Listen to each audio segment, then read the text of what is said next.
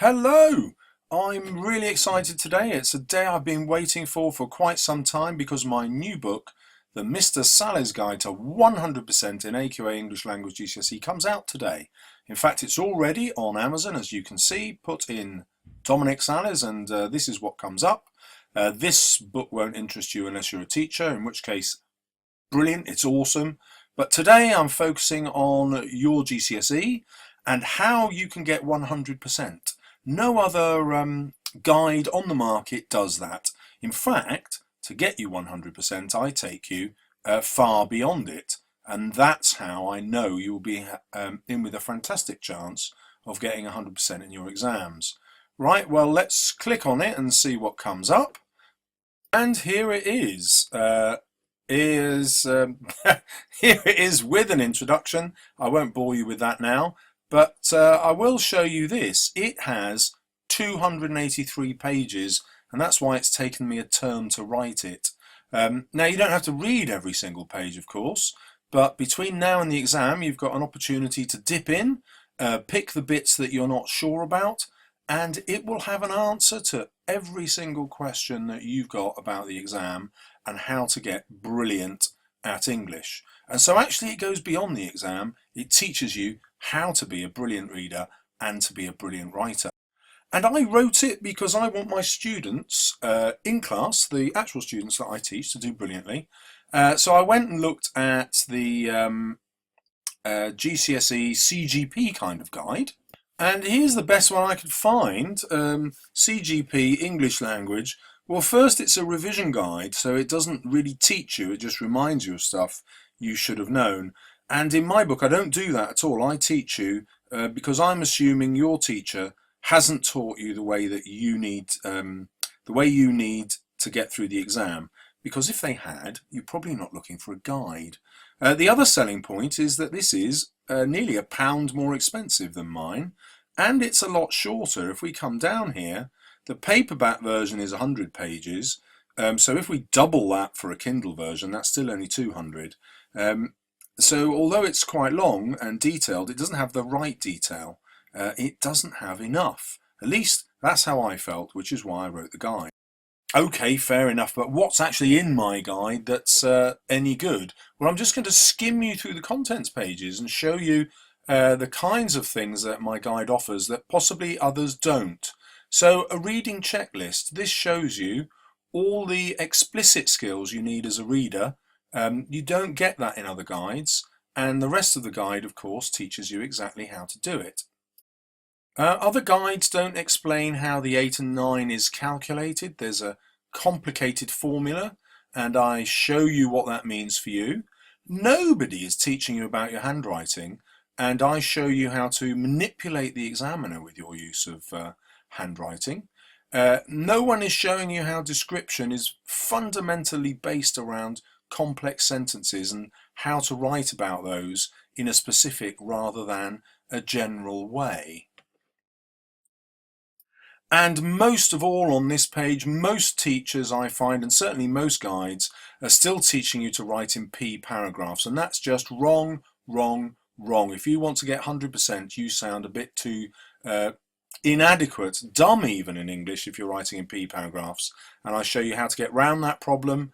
It's beautiful, it's elegant, and it will turn you into a better writer for life.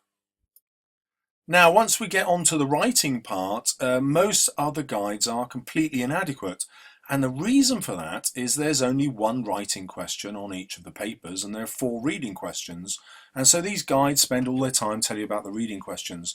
But that's only 50% of your marks. So I devote a hell of a lot to the other 50% of your marks on writing. Now, the thing that's missing from many of the guides is an actual example of a short story. You know, teachers don't write 500-word short stories. They don't show you 500-600-word short stories. Why? Because they're just not out there. So I do. I think you really need to see what short stories look like. Mr. Bruff's guide is pretty good in that way. He's written a short story in his. But I've written you several and explain exactly why they will get you the A star.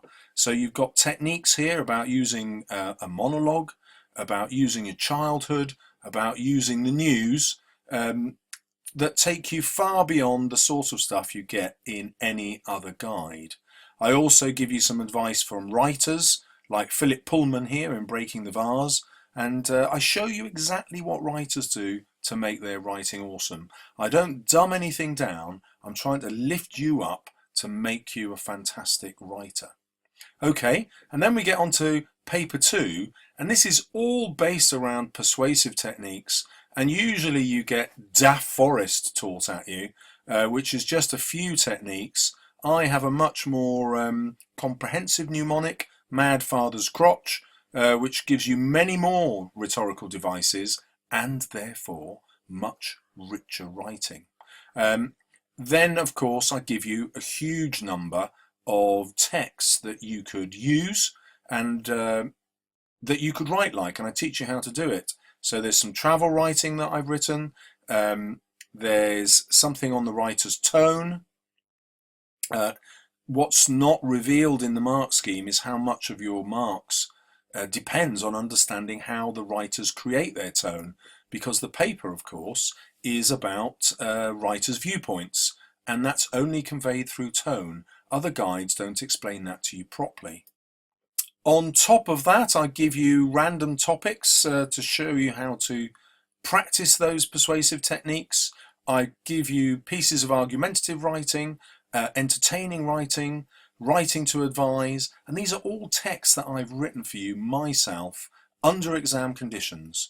And I can't spell out enough how important that is. I have sat the exam several times, I've done all the specimen papers, and that has taught me exactly how to do the exam. For example, every guide you read will tell you to spend 15 minutes reading before you start answering the questions. And that, ladies and gentlemen, is just wrong, wrong, wrong. And you'll find many things that I think other guides are telling you that's wrong, because the people who write those guides do not sit the exam. And I do, because I want to know exactly what the problems are. Well, as you can see, I've explained hardly any of the features that are actually in here. I've just dipped into maybe 20%. I don't want to bore you. Get onto Amazon, have a read of the first chapter, see what you think.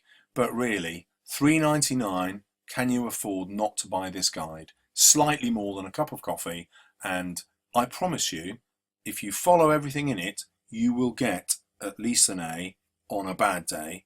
It will show you exactly how to get an A star, and better than that, it will turn you into a brilliant reader and a brilliant writer for life, because I'm an English teacher and that's what I want.